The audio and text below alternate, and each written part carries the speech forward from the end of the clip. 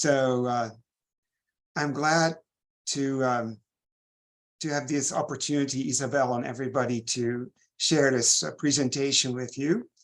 And the talk today is primarily about how to approach the wish to act upon the need for land stewardship while the conditions become more extreme and troublesome, as you can read in this title here for today.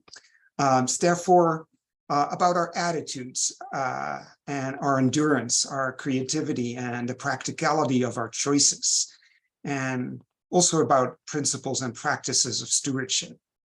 So that is what I plan to discuss with you today. And if you care to stay for the question and answer part afterwards, I hope we can really get into some conversation. So the problems we're facing sometimes look very daunting, maybe so overwhelming, so demoralizing, and the gap between what we think we can do and what we wish to achieve in healing our deteriorating earth and the extreme geophysical events looms very large. And you can maybe ask, what is the context of all this? Within which context maybe are we finding ourselves in these problems?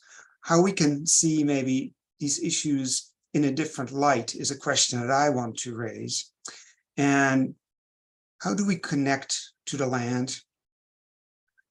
And looking at some examples, how does a new attitude I propose could relate to water and also to soil health? And in the end, what conclusions can we draw? So that's kind of an overview of the conversation that I'm going to bring. To set the stage of our thinking, I want to propose or offer a perspective, a landscape scale, comprehensive ecological planning perspective. That is what a lot of my work focuses on and what I'm really interested in discussing with you. And with that, a key question came up for me. What choices, principles, and practices would we want to consider if we seek answers to the appropriate care of our land while weather gets more extreme and plants and soil need additional help to live? In seeking solutions to our key questions, it's important to reflect on where we live, I feel. And that means in ecological terms then. And many of us, I realized, live on sedimentary soils, either very young sedimentary soils of the last 100 or 1,000 years, and sometimes on sedimentary soils that are millions of years old. The point of that all is that they're very erodible and variable. And many of those soils are actually large alluvial fans. They are part of a river valley, like in this image along the Rio Grande around Tomé. Or they're old river terraces, like also on the edges of this image. Or they're alluvial fans deposited by mountain streams. So, and let's look at those alluvial fans a little bit better, because that will help us maybe understand what's happening in the landscape. And I think, I have not really studied it, but roughly 80% of people in New Mexico live on sedimentary soils like this. Well, what does it mean to live on such landforms? It means that the landscape is dynamic, that it invites lots of change. Alluvial fans are transitions between mountains and lowland, places where the terrain flattens, where sediment drops and spreads and water infiltrates. Those are places with lots of dynamics and change. For example, sedimentation and erosion, and they create sandy mounds and cliffs and arroyos. And these areas see floods, but also droughts. They're windswept places, but also places in the lee. They have views and coves. They have dryland plants and riparian plants, various animal pathways, and a lot of people have their homes there and their trails and play areas. So much of, and there are different kinds of alluvial fans, and the image here on the left shows a little bit the different kinds of alluvial fans as they flow out. And many alluvial fans in New Mexico are very large, like in the bottom, stream channel fans. But the younger ones are the center or the top ones, and they are more closer to the mountains or actually on top of the older fans. Another question to ask in our search to solutions is about the bigger picture, the larger context. We'll see that the larger landscape and geophysical context is changing too. For instance, climate. We're all experiencing more extreme weather events, right? And with that, we're seeing more shifting ecological conditions and ecological processes that are changing. We see that our water cycle is changing with more extreme precipitation events, but also greater periods of drought, more rapid snow melt, those kind of things. We are definitely seeing soil health decline, and that's also why the New Mexico Soil Health Program was developed and the Soil Health Network. And it's really important that we have a concerted effort to work on this. Then we see shifting plant and animal interactions and changing human needs. And with all these changes, also needs for new information and changing needs for new information. So, and I think it is important to look at those issues and changes, because what we are really discovering is that we cannot really plan for, say, pre-colonial conditions. So restoration no longer means that we can go back to a past condition. We need to understand what restoration really means. And it often means that we may want to restore ecological functions. And the ecological functions need to be based on the contemporary and expected processes and changes that we're expecting in our landscape and our community in the next planning period. And that could be several years, a decade, whatever is appropriate to you. So you may wonder now, how should I take care of my land while weather, vegetation, and water supplies are rapidly changing? And what do I plan for? Other questions that may come up are what to do about withering plants? And what about weeds? What is the risk of wildfire, insects, and large-scale die-off of native trees and other plants? How to be more efficient with water? Where to start? A lot of people ask me. And another clients tell me, my gosh, can I really enjoy living here again after all these droughts, the floods, the fire? And so with that kind of sense of despair and chaos that some people are feeling, I developed this slideshow and adapted it for today. And that's what we're going to talk about further.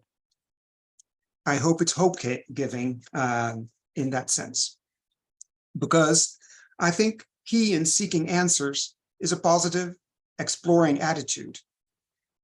It requires shifting from a feeling of threat and scarcity to a perception of opportunity and abundance.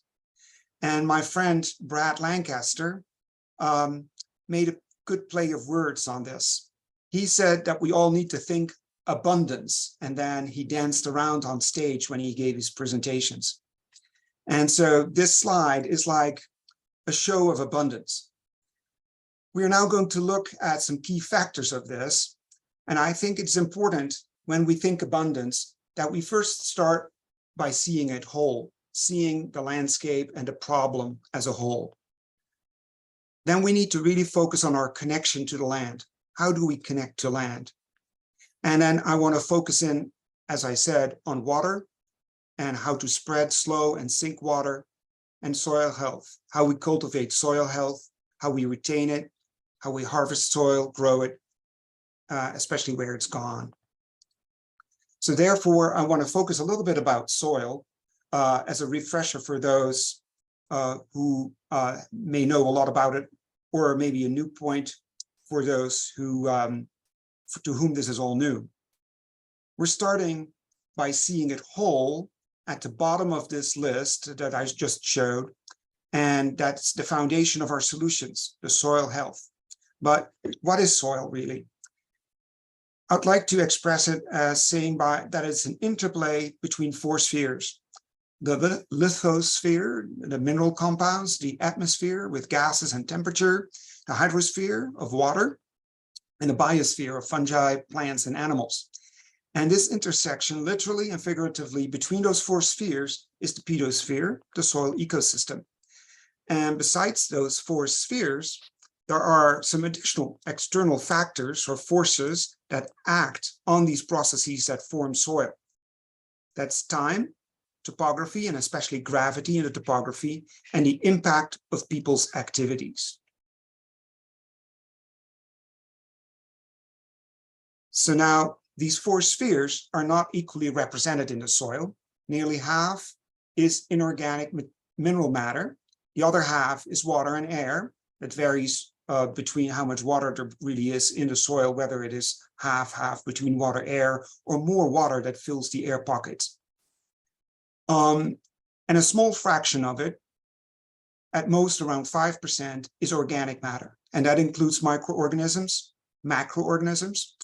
And yet, this organic matter component makes all the difference between the presence or absence of life in soil and basically on Earth. It's essential for life. Let's look how that works. What is it that soil does? Well, what it does produce, and what does it do to actually create that process of life? The biosphere contributes plant and animal litter, and those are breakdown products actually. And this leads to the process of plant growth, in which photosynthesis is the key process, and decomposition that leads to litter that feeds other soil organisms. And then there is a hydrosphere that produces water, or has water as its main product. And the process that takes place in the soil is mineral transport and chemical reactions. In the atmosphere, of course, is gases and heat. And the process is gas and heat exchange in the soil. The lithosphere has the minerals to offer, and they weather under the influence of the other processes. And that leads then together to stable organic compounds through biochemical conversion in the soil through all these processes together. And stable organic compounds form the carbon that is sequestered in the soil and forms the stockpile for soil life. So, to seeing it whole as interconnections, I have developed this graph because it shows that all these processes are possible because the life processes are a continuous give and take between soil, water, and plants, a constant ebb and flow of interconnected exchanges. For instance, soil holds and transports water. Water nurtures soil. Water also nurtures plants. Plants hold and transport water, and plants also nurture soil, and plants are in turn being held by soil. So there is this very strong interconnection and these processes, and then that is really beneficial for the life that soil creates.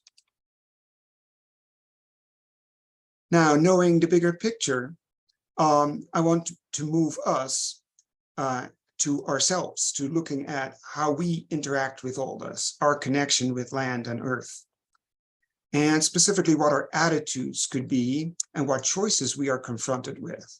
And if we see the devastation of degraded land, there is the choice that we could give up, not act. And that could be valuable, or we need to recognize that we maybe are overwhelmed, despaired, have some fear, or feel powerless. And oops, I'm not there yet. In another choice, we can try to see opportunities. The best start with such an attitude is to first observe and study the situation. try to identify opportunities, think abundance, and be fearless, and be willing to embrace change and engage in trial and error, experimentation. And now note the picture here on the bottom left. In a few minutes, we're going to look at a garden property that was created within 1,000 feet away from this, that maybe gives some hope as actually what could be done at a site like this. So let's look at what it means to connect to the land with a fearless abundance attitude through which we try to find opportunities. So observe is really important, and do not judge. It means that you have to accept the starting point, and that starting point is okay. And although Mother Nature can be a little messy. And we need to identify the uniqueness of a place, the genius loci, as they used to say in the Renaissance, the potential of a place, perhaps despite all the chaos and messiness. And think about what the land needs. What does the land need? Identify processes, see how the land changes, what the natural flows and dynamics are. Do not change predetermined outcomes based on desired conditions. That is, again, going back to conditions and not understanding how things move through the landscape. Because few, if any, conditions will be stable. And so then we are not in tune with actually how things are moving and changing. So, and we need to shift to a willingness to do things differently and not rely on common practices and prescribed or correct ways. They're likely incomplete, outdated, and deceptive for what we really need for our future. And it's important to set realistic goals based on your and your community's growing reality. And think process rather than outcome. Be willing to experiment, learn, exchange knowledge. Be willing to innovate and change and adapt, evolve with the place. This may change your goals and enlarge your ability to see opportunities and to see it whole. And then perhaps this will motivate and direct your stewardship work, and maybe you discover that it will be fun and that you feel rooted and connected to the land eventually. And once you have absorbed these principles, you can proceed to thinking about appropriate practices. Here are some suggestions for how to build a connection with place. Connecting to a place is the beginning of a healing process. The land is not to blame for the degradation we see, and neither are you or we in the way you or we are. It's mostly how we relate to the land and to each other, and that we need to seek the solutions to the problems that we identify in our connections. So therefore, we need to spend time, experiment, monitor, and evaluate, invite others to work together with us, invite an expert, go see other properties, for instance, or join a club, search online, play, experiment freely, and have fun with it. And share your stories, like I'm sharing my story of experiences today, and listen to others, read inspiring books or websites, and celebrate your successes. Create a ritual in time, place, and occasion to do all this and to enjoy your learning and that of others. And do you remember that slide that I mentioned, that despairing bare site that I showed you? And this is what is possible. This garden was created by a person just 1,000 feet downstream from the bare plot. And he really spent his time and followed these principles, I think, to create this for him and his family and friends. Now that we've looked at our relation to the land, let's take water as an example of how we can practically relate to Earth and do some work on building a working connection and work toward practical solutions that are restorative and regenerative. We can choose to let any abundance of water pass, and this, in fact, is a reasonable option when there is more than you can handle. Or if you don't have any capacity to infiltrate or store it. For instance, if the place is just rocky and you can't do much with it. However, We can also harvest, spread, and sink it. And this is also a reasonable option when you can handle the amount of water falling or flowing through. And if you have the capacity to harvest, spread, infiltrate, and store it. And if you harvest the water, there are 8 wise principles, again, formulated by my friend, colleague, and water wisdom educator, Brad Lancaster. He has written several books on water harvesting, and I think they're pretty good. They're based on his experience in Africa that I share with him too, and a lot of his work in the Tucson area and the last 10 years nationwide. Lesson 1 is begin with long and thoughtful observation. I mentioned that before, right?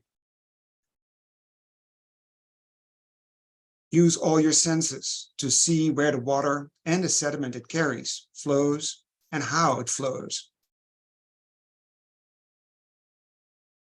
Where does the water come from? How much water and how frequently do you get extremely low and high amounts? What's working? What's not working? Build on what works. Consider how you might help fix that which is not working. Then start at the top, at a high point of your property or your house or wherever it is, and work your way down. Water travels downhill, so collect the water at your high points for more immediate infiltration and easy gravity-fed distribution. Start at the top where it's easier, as there is less volume and velocity of water. Start simple and small. Work at the human scale so you can build and repair everything. Many small strategies are far more effective than one big one when you are trying to infiltrate water. Slow spread and infiltrate the flow of water rather than having water run erosively off the land surface. Encourage it to stick around, hang out, and infiltrate into the soil. Slow it, spread it, sink it. That's the motto. Always plan an overflow route and manage that overflow as a resource again. Always have an overflow route for the water in times of extra heavy rain, and where possible, use the overflow to irrigate downstream planting areas, to spread sediment, or to bring water to a lower meadow, or to bring water to a lower meadow or wetland. Then maximize living and organic ground cover. Create a living sponge, so the harvested water is used to grow more resources, while the soil's ability to infiltrate and hold water steadily improves. Maximize beneficial relationships and efficiency by stacking functions. That's a permaculture idea, right? Get your water harvesting strategies to do more than just hold water. Berms can double as high and dry raised paths. Plantings can be placed to cool buildings in summer, and vegetation can be selected to provide food. Then finally, continuously reassess your system. That's called the feedback loop. Observe how your work affects the site, beginning again with the first principle. Make any needed changes using the principle to guide you. So, and then there are 2 ways of water harvesting. So, and key practices for water harvesting are to improve water productivity, really. And this means that harvesting water can be done in such a way that you can recycle it and use it several times. With technology and with your home and its devices as tools to capture water, cycle it and reuse it. And that's called active water harvesting. And if you use the landscape, it's passive water harvesting.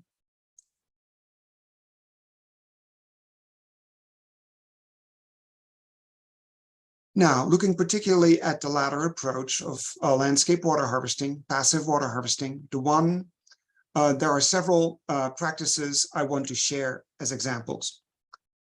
Here are examples of a one-rock dam at the top left, and that's a grade control structure in a small channel that is only 1 rock high. That's why it's called a one-rock dam.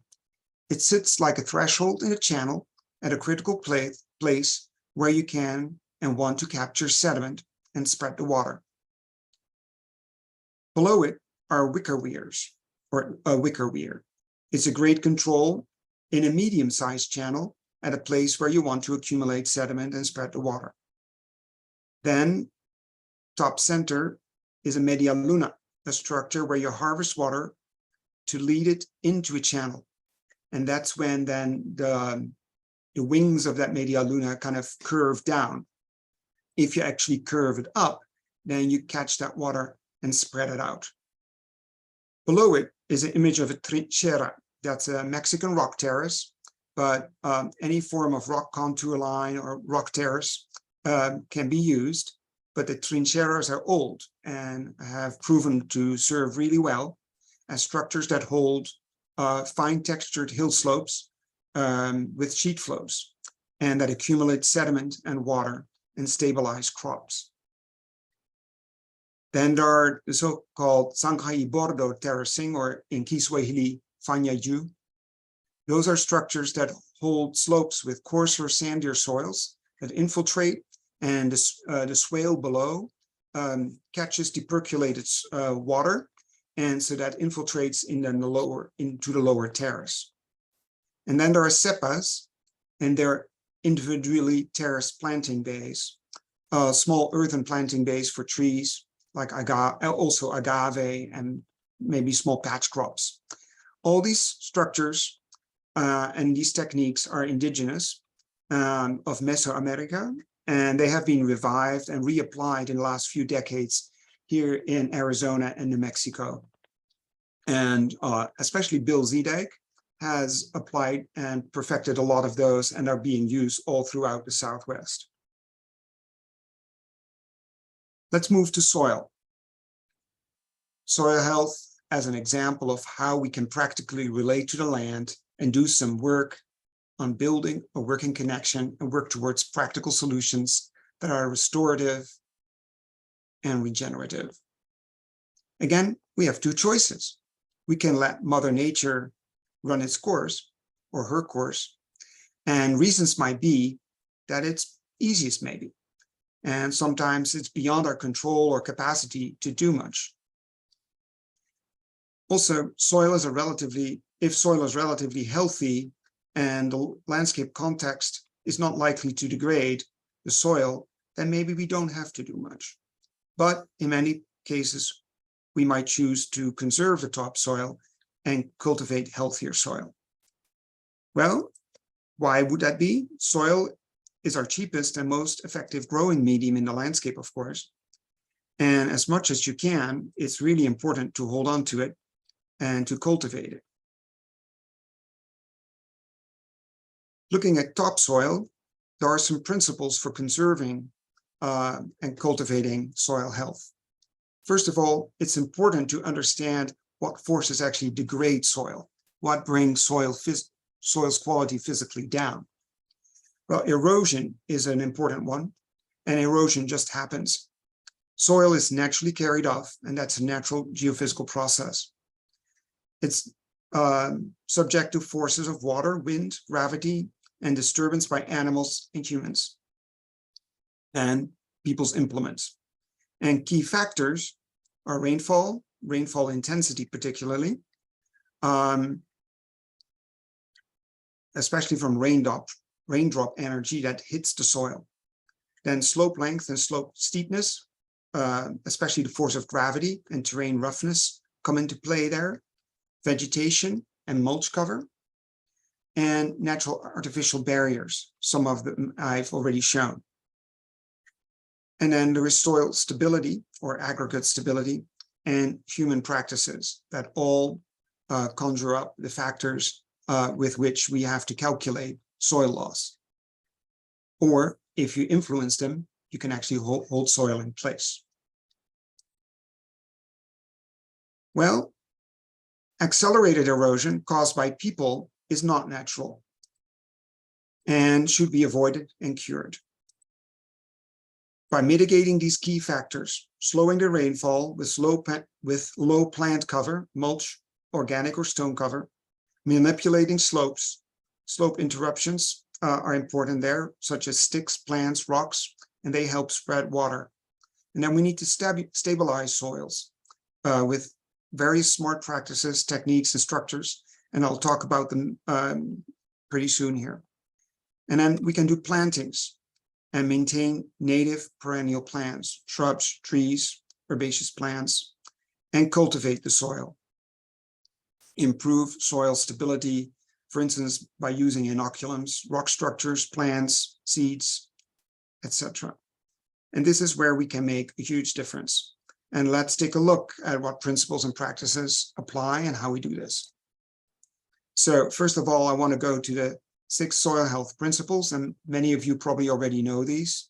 Those are the common 5: increasing and maintaining optimal soil cover, non-disturbance and avoidance of external inputs, maintaining and optimizing biodiversity and living roots, and integration of animal life, and then the newer 6th one, the consideration of the landscape context, as I have explained in the beginning of my presentation about context issues.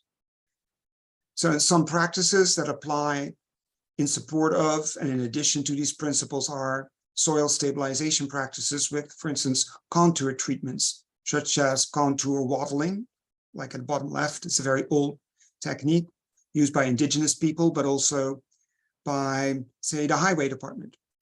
Then we can do rock line terracing. Those are like trincheras, but much smaller. Done a lot by native people here in northern New Mexico and by a lot of people who just build homes, for instance, here around Santa Fe. Straw bales, very popular like 20, 30 years ago in the permaculture movement. You see them a little less right now, but they can actually be very effective. Slash terracing, like I show here in the bottom right, and I've done a bunch of that when you, for instance, manage woodlands here around a town.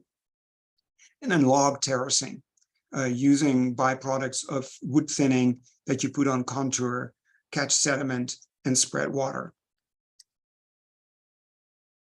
Other practices include the use of live or inert mulch cover, such as lop and scatter of slash, that has proven to be very effective to hold soil in place. I've done measurements on that, and boy, it's very good. Scientific literature about that is available as well. Craig Allen has done work on that in the early 2000s for bandolier. Then shredded wood chips has shown both experimentally and also in scientific research to be very good as a soil health practice for woodland management, for instance. Plant mulch and cover and compost is, of course, very useful, but then also rock mulches. Don't forget rock mulches. Disturbing soil and removing rock is generally not very good. Native people have planted their crops over centuries with rock and pebble mulches because microorganisms live underneath, and actually their breakdown products gradually build up an entire organic matter layer beneath the rock. It holds moisture, lowers the temperature, and it actually grows an enormous amount of herbaceous and also woody vegetation that comes up between the rocks. Then you can do a combination of all that, scattered slash, for instance, and natural regeneration, combinations of all these techniques. I've worked with all these techniques to restore entire grasslands, like you can see there. And then, of course, our cover crops that you can apply. And once the soil is stabilized, water is slowed down and spread and allowed to sink in, and the soil is covered to prevent soil damage and soil loss, we can consider a set of practices that focuses on stimulating the cultivation of stable organic compounds in the soil, such as cover crops, more natural mulches and compost again, key line design. I've done some of that, like in these pictures, inoculating land with compost tea, for instance, imprinting and seeding, and key line plowing. All of them help to get organic matter deeper in the soil, faster rooting, sometimes 10 times faster than what nature would do. And that then also the water follows the roots in these furrows without actually disturbing the soil and the microbiome that's in the soil. And after these cultivation practices, we can add revegetation practices, such planting and more seeding.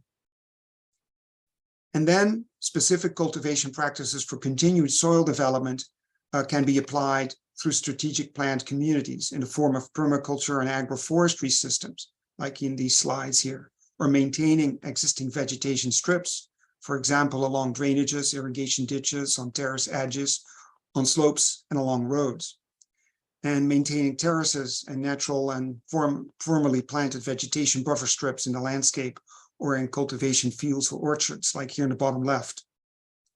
And developing and maintaining complex combinations of terracing, small erosion control structures, amendments and inoculums and agroforestry or silvopastoral systems, buffer strips, and strip cropping, as in the bottom right.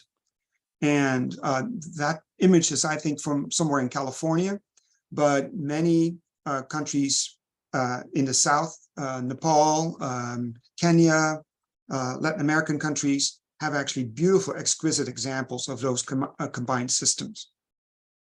And I hope really that we can do more of that here in the Western United States. Then finally, as per the 5th soil health principle, we can include animals. That can be as small as microbial inoculums, stimulating habitat and forage for wild birds and wildlife, bringing in worms or livestock. And to conclude, I would like to propose that we distinguish what is ours to do and not, what you can do now and later or never, and what to do alone and with others.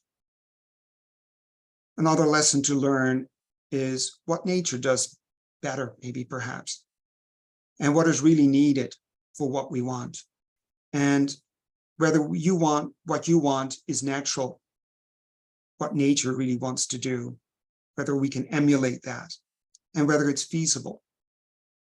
So sometimes we want to do too much. And I think if we understand nature's principles, we can induce nature's activities and processes in such a way that we don't have to use a lot of fossil fuel or even elbow grease to get certain things done. We can work with gravity, we can work with natural processes. And then it's really important to have fun, play, share, experiment, celebrate, and enjoy.